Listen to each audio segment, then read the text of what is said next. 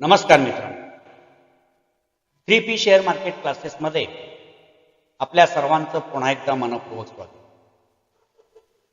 मित्रांनो, आजच्या भागामध्ये आपण टेक्निकल अनालिसिस मध्ये किंवा प्राइस ऍक्शन मध्ये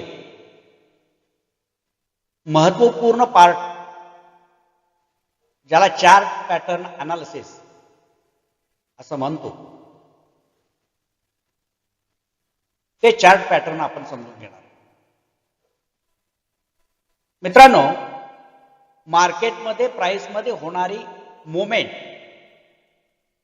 किंवा एखाद्या स्टॉकच्या प्राइसमध्ये होणारी जी मुवमेंट आहे,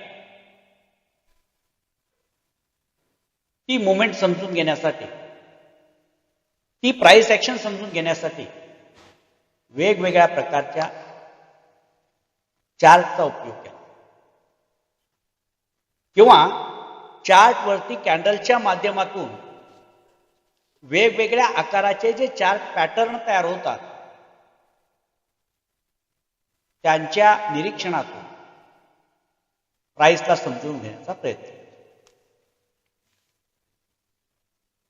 आता यातील काही चार्ट हे बॉटम लेवलला तयार होतात, म्हणजे सपोर्ट लेवलला तयार, आणि काही चार्ट पॅटर्न हे रेजिस्टन्स लेवल म्हणजे स्टॉप लेवलला तयार होतात. आता जे चार्ट पॅटर्न बॉटम लेवलला तयार होतात, ते पूर्वीचा असणारा बेरिश ट्रेंड चेंज करून बुलिश ट्रेंडची सुरुवात कुठे होणार आहे हे सांगण्याचा प्रयत्न आपल्याला हे बॉटम लेवलचे चार्ट पॅटर्न. आणि रेजिस्टन्स लेवलला किंवा टॉप लेवलला जे चार्ट पॅटर्न तयार होतात, ते चार्ट पॅटर्न आपल्याला पूर्वीचा असणारा बुलिश ट्रेंड संपून बेरिश ट्रेंडची सुरुवात होण्याचा संकेत देण्याचं काम हे टॉप लेवलला असलेले चार्ट पॅटर्न आपल्याला करत असतात. आता हे वेगवेगळ्या प्रकारचे जे चार्ट आहेत, हे चार्ट पॅटर्न हे चार्टवरती कशा पद्धतीने तयार होतात, त्या पाठीमागचं लॉजिक काय, आणि ते चार्ट पॅटर्न आपण कसे समजून घ्यायचे हे आपण पाहू. मित्रांनो, आजच्या भागामध्ये आपण जो चार्ट पॅटर्न पाहणार आहोत, तो चार्ट पॅटर्न प्राइस ऍक्शन समजून घेण्यासाठी खूप महत्वपूर्ण, अतिशय इम्पॉर्टंट असा हा चार्ट पॅटर्न. तो चार्ट पॅटर्न म्हणजे डबल टॉप चार्ट पॅटर्न. तो चार्ट पॅटर्न कुठला आहे? Double top chart pattern. आता हा चार्ट पॅटर्न आपल्याला चार्टवरती दिसतो कसा? तर ज्याप्रमाणे इंग्रजीमध्ये यम अक्षर असतं, अगदी त्याच पद्धतीची रचना ज्या वेगवेगळ्या कॅन्डल्स चार्टवरती तयार होत असतात, त्या तयार होणाऱ्या कॅन्डलच्या समूहातून जे चित्र टॉप लेवलला आपल्याला दिसतं, ते इंग्रजी अक्षरातील यम सारखं दिसतं. त्यामुळं या चार्ट पॅटर्नला यम पॅटर्न असं म्हणूनही ओळखतो.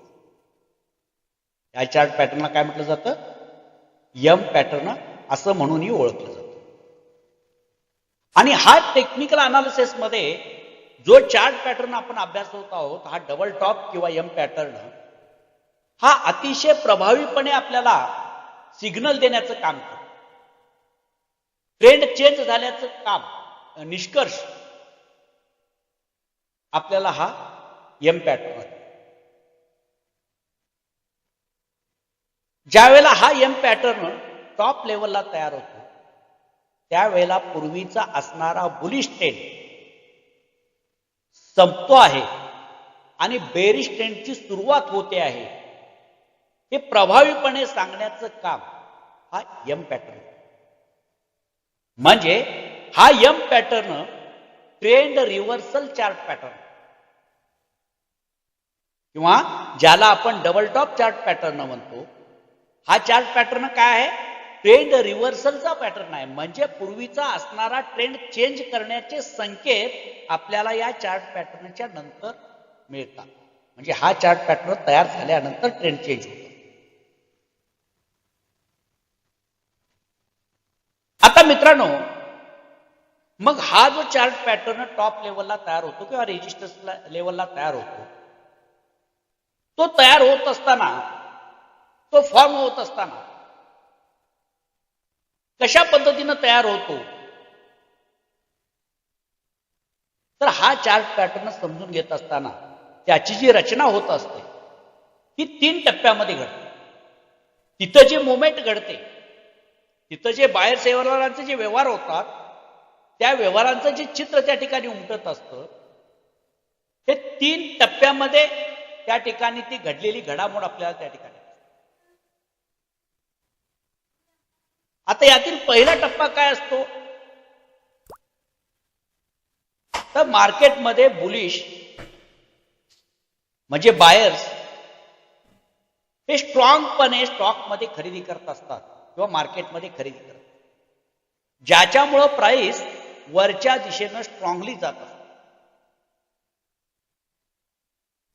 बायर अग्रेसिव्ह असतात म्हणून प्राइस काय करत असते? वाढत असते, वरच्या दिशेनं मोमेंट करत. आणि या प्रक्रियेमधून पहिला टॉप तयार होतो. पहिल्या वेळेला ज्या वेळेला बायर हे अग्रेसिव्ह असतात, त्याच्यामुळे पहिला टॉप तयार होतो. म्हणजे एका विशिष्ट प्राइस लेवलला गेल्यानंतर प्राइस त्या ठिकाणी थांबते. तिथपर्यंत प्राइसला बायर घेऊन आलेले आहे, पण एक विशिष्ट प्राइस लेवल आल्यानंतर त्या ठिकाणी प्राइस मध्ये वाढ होत नाही, त्या ठिकाणी प्राइस थांबते. हा असतो पहिला टप्पा. म्हणजे मार्केटमध्ये वर्चस्व कुणाचं आहे? बायरांचा आहे. त्याच्यामुळे तो हाय तयार झालेला आहे, त्याच्यामुळे तो टॉप तयार झाला. याच्यानंतर दुसरी घटना काय दिसते? दुसरी त्या ठिकाणी काय घडतं की या प्राइस लेवलला प्राइस पोहोचल्यानंतर त्या ठिकाणी असणारे सेलर हे आपल्या जो विक्री वाढवतात. बायरांचा खरेदी करण्यात मधला इंटरेस्ट, बाईंग मधला इंटरेस्ट हा कमी होतो आणि या ठिकाणी सेलर मोठ्या प्रमाणामध्ये विक्रीसाठी उतरतात. म्हणजे सेलिंग मोठ्या प्रमाणामध्ये सुरू होतो आणि त्यामुळं प्राइस थोडीशी खाली, प्राइस काय होते? खाली यायला सुरुवात होते. परंतु एक ठराविक लेवलला आल्यानंतर तिथं प्राइस पुन्हा सपोर्ट घेते आणि तिथून पुन्हा एकदा प्राइस वरच्या लेवलकडे जायला सुरुवात. म्हणजे प्राइस मध्ये वाढ व्हायला सुरुवात, ती रेजिस्टन्स कडे जायला लागते. आणि ज्या ठिकाणून त्या प्राइसला रिजेक्शन मिळालेलं होतं, ती जी प्राइस लेवल आहे, ती प्राइस लेवल पुन्हा एकदा ब्रेक करण्याचा प्रयत्न केला जातो. परंतु या दुसऱ्या वेळेला सुद्धा बायरांना ती जी रेजिस्टन्स लेवल होती, ती जी प्राइस लेवल होती, ती प्राइस लेवल ब्रेक करण्यामध्ये सक्सेस मिळत, हे अयशस्वी होत. आणि सेलर या ठिकाणी मोठ्या प्रमाणामध्ये अग्रेसिव्हली सेलिंगची पोझिशन घेतात किंवा सेल करायला लागतात. विक्रीचा मारा वाढतो, विक्रीचं प्रेशर, सेलरांचं प्रेशर वाढतं आणि प्राइस पुन्हा खालच्या दिशेनं घसरायला सुरुवात, खालच्या साईडला यायला. आता या ठिकाणी दुसरा टॉप तयार, हा झाला दुसरा टॉप. आणि ज्या वेळेला प्राइस पहिला टॉप बनवल्यानंतर खाली येऊन ज्या सपोर्ट लेवलवर प्राइस वरच्या दिशेने मुवमेंट करते ती जी नेकलाईन असते ती नेकलाईन ब्रेक करणारी कॅन्डल ज्या वेळेला तयार होते त्यावेळेला हा एम पॅटर्न कन्फर्म होतो. त्यावेळेला हा एम पॅटर्न कन्फर्म होतो. म्हणजे इथं काय घडतं, प्राइस 2 वेळेला एका प्राइस लेवल पर्यंत जाते आणि ती प्राइस लेवल ब्रेक करण्याचा प्रयत्न करते, परंतु दोन्ही वेळेला बायरांना ती प्राइस लेवल तो जो रेजिस्टन्स आहे तो रेजिस्टन्स ब्रेक करता येत नाही आणि त्या ठिकाणी बायरांच्या वरती सेलर अग्रेसिव्ह झाल्याचं आपल्याला पाहायला मिळतं आणि प्राइस खाली यायला. म्हणजे बायर थकतात आणि सेलर अग्रेसिव्हपणे काम करायला लागतात, ज्याच्यामुळं प्राइस पुन्हा घसरायला लागते आणि खालच्या दिशेनं मुवमेंट करायला लागते. हे त्याच्या पाठीमागचं लॉजिक. पहिल्या टप्प्यामध्ये काय झालेलं आहे, बायर प्राइसला वरती घेऊन जात आहेत, म्हणजे बायर अग्रेसिव्ह आहे, परंतु एका ठराविक प्राइस लेवलला पोहोचल्यानंतर प्राइसला रिजेक्शन मिळतं. ते 2 कारणामुळे, एक म्हणजे बायरांचा खरेदी करण्यामधला इंटरेस्ट कमी होतो आणि दुसरं म्हणजे त्या प्राइस लेवलला सेलर विक्रीसाठी तयार असतात. हा आपल्याला पहिला टॉप सांगतो आणि म्हणून तिथून प्राइस खालच्या साईडला येते, पण पुन्हा बायर पुन्हा एकदा प्रयत्न करतात आणि सपोर्ट लेवलवरून प्राइसला पुन्हा वरच्या दिशेने घेऊन जातात, परंतु या वेळेला सुद्धा बायर आपल्याला थकलेले दिसतात. बाईंग मधला बायरांचा खरेदी करण्याचा इंटरेस्ट कमी झालेला आपल्याला, कारण हा जो सेकंड टॉप तयार होतो, प्राइस दुसऱ्यांदा ज्या वेळेला वरच्या साईडनं मुवमेंट करते त्यावेळेला व्हॅल्यूम कमी झाल्याचं आपल्याला पाहिजे. आणि जेव्हा सेलरांचं वर्चस्व वाढतं किंवा सेलर विक्री करायला सुरुवात करतात त्यावेळेला प्राइस पुन्हा खालच्या दिशेने यायला लागते. पुन्हा प्राइस काय करते, खालच्या दिशेने. आणि ज्या वेळेला ज्या सपोर्ट लेवलवरून प्राइस वरच्या दिशेने मुवमेंट केलेली असते ती जी नेकलाईन असते ती नेकलाईन ब्रेक करते, त्यावेळेला हा पॅटर्न एम पॅटर्न किंवा डबल टॉप पॅटर्न हा कन्फर्म होतो. म्हणजे आपल्याला त्या ठिकाणी एम सारखा आकार दिसून येतो. आता हा एम पॅटर्न तयार झाला, परंतु परफेक्ट कन्फर्मेशन कधी, ज्या वेळेला ही नेकलाईन ब्रेक करणारे एक स्ट्रॉंग बेरिश कॅन्डल तयार होते.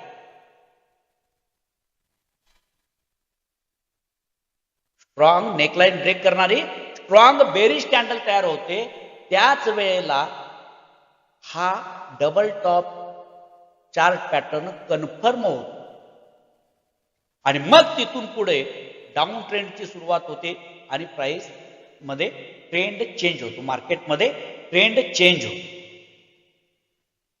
अशा पद्धतीनं हा पूर्वीचा असणारा बुलिश ट्रेंड चेंज करण्याची ताकद या एम पॅटर्न मध्ये आपल्याला, एम चार्ट पॅटर्न मध्ये आपल्याला दिसून येते. आता मग अशा पद्धतीचा चार्ट पॅटर्न आपण टॉप लेवलला ओळखू शकतो. आपला त्याचा प्रभाव काय आहे हेही समजलं.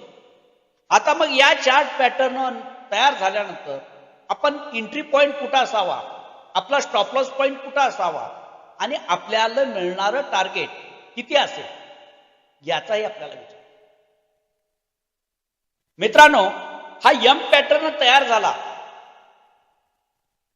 आणि त्याच्यानंतर ही नेकलाईन ब्रेक करणारी जी कॅन्डल असते ती कॅन्डल, ही ब्रेकआउट करणारी कॅन्डल ही स्ट्रॉंग बेरिश कॅन्डल असते. म्हणजे ही नेकलाईन ब्रेक करणारी कॅन्डल ही वीक असता कामा नये, ती स्ट्रॉंग बेरिश कॅन्डल असली पाहिजे. आणि स्ट्रॉंग कॅन्डलनं जर नेकलाईन ती ब्रेक केली तर ट्रेंड डाऊन साईडला जाण्याचं कन्फर्मेशन मिळतं. मग या नेकलाईन ब्रेक करणारी जी कॅन्डल आहे त्या कॅन्डलच्या लोला आपण शॉर्टची पोझिशन घेऊ शकतो किंवा सेलची पोझिशन आपण त्या ठिकाणी घेऊ शकतो. आता आता हा झाला आपला एंट्री पॉइंट. या ठिकाणी आपण काय करू शकतो, एंट्री घेऊ शकतो.